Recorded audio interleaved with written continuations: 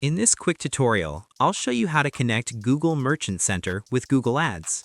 First, go to ads.google.com and sign in to your Google Ads account.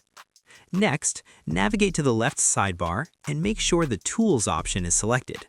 Then, in the Tools settings, look for the Data Manager option. Click on it. In the Data Manager settings, you'll find two tabs on the top, Connected Products and Consent Settings. Make sure it's on the Connected Products tab.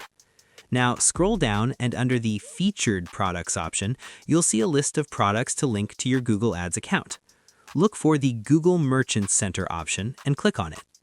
Then you'll be asked to identify the Google Merchant account you want to link to your Google Ads account.